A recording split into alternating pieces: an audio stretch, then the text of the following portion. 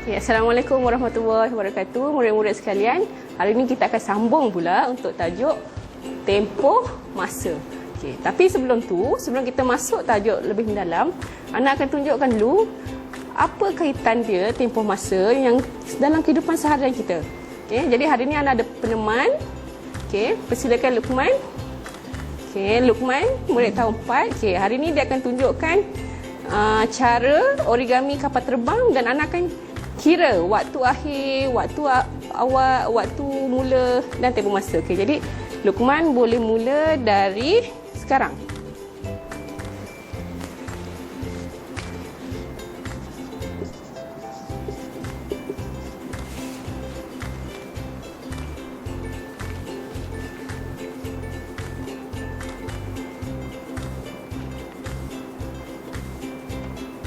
Okey, siap dah Luqman. Okey, terima kasih. Okey, jadi waktu seterusnya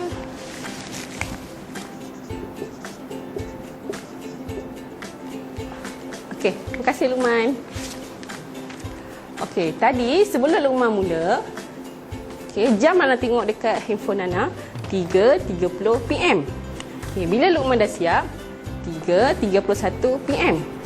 Jadi 3.30 PM ni kita panggil dia sebagai masa awal, waktu mula. Dan 3.31 PM kita panggil dia sebagai masa akhir. Bila Luqman dah siap buat origami kapal terbang tu, okay, 3.31 PM masa akhir. Okay, bagaimana kita nak kira tempoh masa?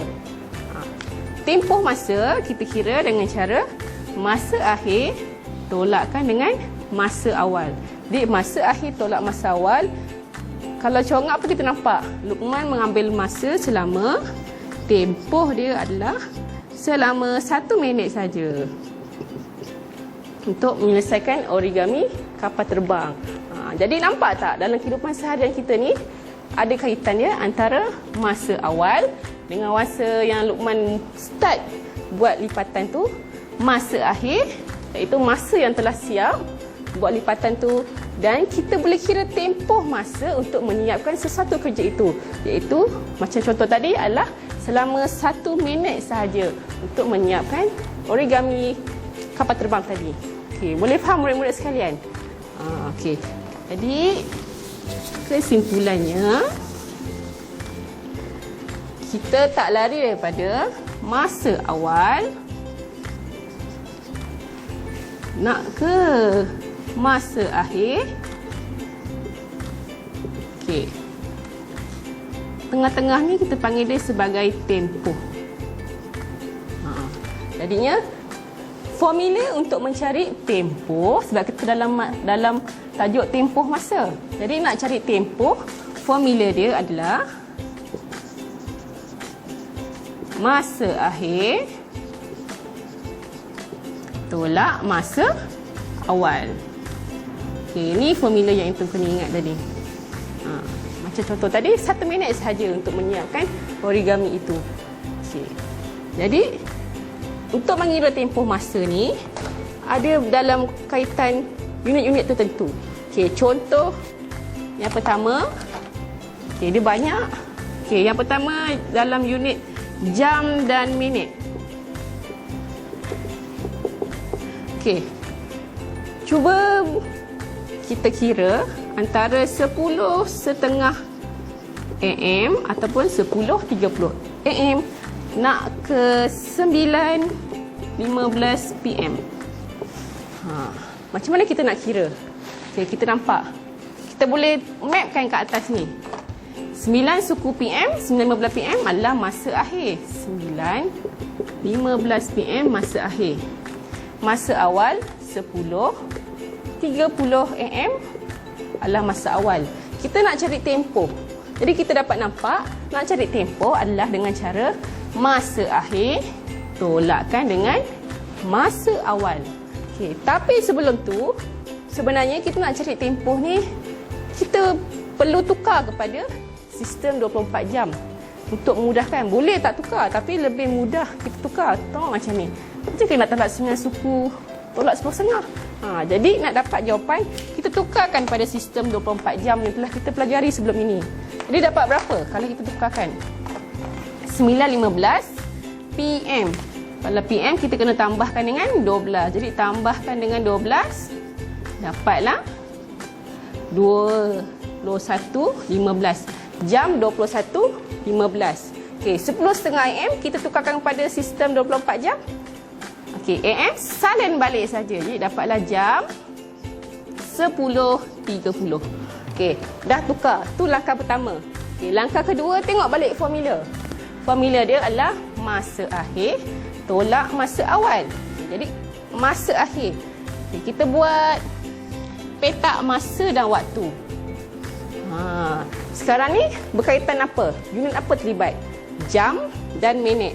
Jadinya dalam petak masa dan waktu yang terlibat adalah jam dan minit. Okey. Pertama-pertama sekali kena ingat 1 jam bersamaan berapa? 1 jam bersamaan 60 minit. Untuk lebih selamat, entum tulis kat sebelah sini. 1 jam bersamaan dengan 60 minit. Ada sebab dia. Nanti nak terangkan kenapa. Okey, jadi kita masukkan. Yang pertama, masa akhir. Masa akhir jam 21.15. Okey, tolakkan dengan 10.30. 10.30.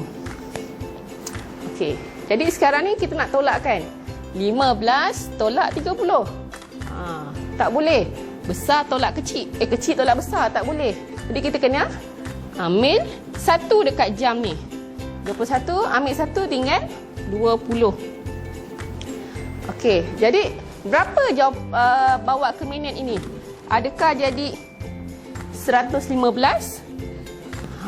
Bukan. Ingat, dia tak jadi macam kita tolak biasa. Tapi kita ambil 1 jam daripada sini.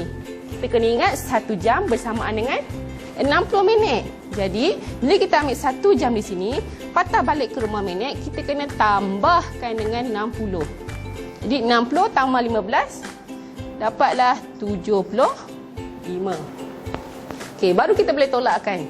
5 tolak sifar, 5. 7 tolak 3, 4. Okey. Selesai bahagian minit. Jam pula. 20 tolak 10, okey, dapat 10. Okey, jadi jawapan dia berapa? Kita kena tulis balik. Entum tak boleh biarkan macam ni. Kurang markah lagi ni. Itu kena tulis balik. Tempoh masa yang terlibat adalah selama 10 jam 45 minit. Jadi 10 jam 45 minit. Okey, jadi nampak tak? Tempoh masa antara 10.30 AM ke 9.10 PM bersamaan dengan 10 jam 45 minit. Okey, boleh faham setakat ni? Okey, yang ni kita boleh faham jam dan minit untuk hari yang sama. Okey, macam mana pula jam dan minit untuk hari yang berlainan? Okey, kita sambung sebelah sini. Okey, ingat yang ni kita masuk lain pula jam dan minit. Masih lagi melibatkan jam dan minit tapi hari yang berlainan. Okey, contoh soalan. Contoh soalan 1.45 PM hari Sabtu hingga 3.55 AM hari Ahad. Nampak tak hari yang berlainan? Sabtu dan Ahad. Okey, macam mana entum nak kira? Okey, ni ada 2 cara yang entum boleh kira. Tapi untuk lebih memahami, Ana tulis dulu garis masa. Okey, kita start daripada hari Sabtu. Kita boleh wakili sebagai S Sabtu. Okey. Jadi kita tukar siap-siap. Sabtu 1.45 PM tukar pada sistem 24 jam. Berapa? Ingat, jumpa PM tambah 12. Jadi tambahkan 12, dapatlah jam 13.45. Jadi sini Sabtu jam 13.45. Okey, waktu akhir dia Ahad. A. Jadi berapa? AM. Salin balik saja. Jadi jam 3.55. Jadi Ahad jam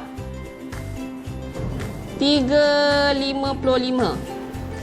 Okey, sebabkan dia harinya berlainan, bilakah dalam sistem 24 jam kita ni, bila hari itu dikira bertukar hari yang lain? Bila? Ya, pada pukul 12.30 malam. Jadi kita plot siap-siap kat sini. Andaikan di sini tengah-tengah, S nak ke A. Maksudnya Sabtu nak bertukar hari ke Ahad pada pukul jam 24. Ingatnya, ni anak nak wakili je jam 24. Tapi sebenarnya, kalau dalam sistem 24 jam, kita kena tulis jam sifar tu. Ni kita nak pengiraan je. Okay, jadi, bila bertukar hari, okay, dia jadi lain sikit. Dia tak macam ni, itu kena kira sebab dia bertukar hari yang berlainan. Okay, Sabtu ke Ahad, nak ke pukul 12.30 malam ni. Okay. Itu pun kira. Kira di sini. Okay. J, jam. Okay. Tulis penuh jam. Sebab kita takut risiko pemakahan. Okay. 1 jam bersamaan 60 minit. Jadi, jam 24 tolakkan dengan jam 13.45. Okey, dapat berapa? Sifar tolak 45 tak boleh. Kita pinjam 1 jam di sini tinggal 23. Jadi 1 jam kita pinjam patah balik ke minit, bertukar jadi 60 minit. Jadi 60 tolak 45 dapatlah 15 minit. Okey, boleh faham kan? Kita ambil sini 1 jam. Jadi bila masuk 5 minit, kena tambahkan jadi 60. Okey, jadi 60 tolak 45 dapatlah 15 minit. Tolakkan sebelah sini pula, dapatlah 10. Okey, jadi kita nampak dah kat sini. Sini adalah selama 10 jam 15 minit. Okey, sekarang kita kira pula antara jam 24 ataupun sebenarnya kita tulis jam sifar ni nak ke jam 3.55 hari Ahad. Okay, masa ni pun sebenarnya dah tukar dah kan, daripada Sabtu ke Ahad. Dia jadi hari yang sama. Jadi kita boleh congak saja berapa? Jam 24 nak ke jam 3.55 adalah selama 3 jam 55 minit. Okey, dah habis ke belum? Okey, belum. Ini baru kita buat garis masa. Jadi barulah kita tambahkan berapa tempoh masa yang terlibat. Jadi buat lagi satu petak masa dan waktu berkaitan jam dan minit. Okey, nak selamat tulis siap-siap 1 jam 60 minit. Okey, ambil yang sini. 10 jam 15 minit ditambahkan dengan 3 jam 55 minit. Okey. Dapat berapa? Okey, dapatlah jawapan dia 10, 70, 13. Okey. Itu nampak dekat minit dah lebih dah 60 kan? Dia sepatutnya 1 jam 60 minit saja. Jadi bila dah lebih, apa kita kena buat? Okey, kita tolakkan dengan 60.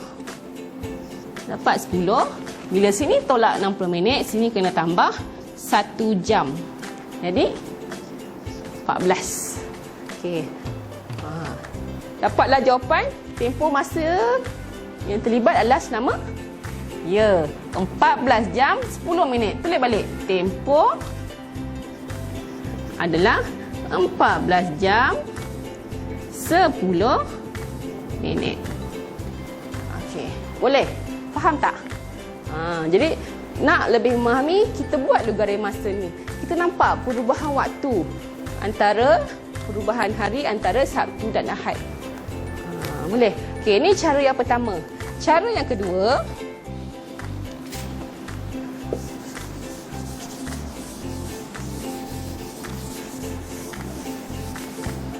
okey, kita guna soalan yang sama lagi. 1.45 PM hari Sabtu nak ke 3.55 AM hari Ahad.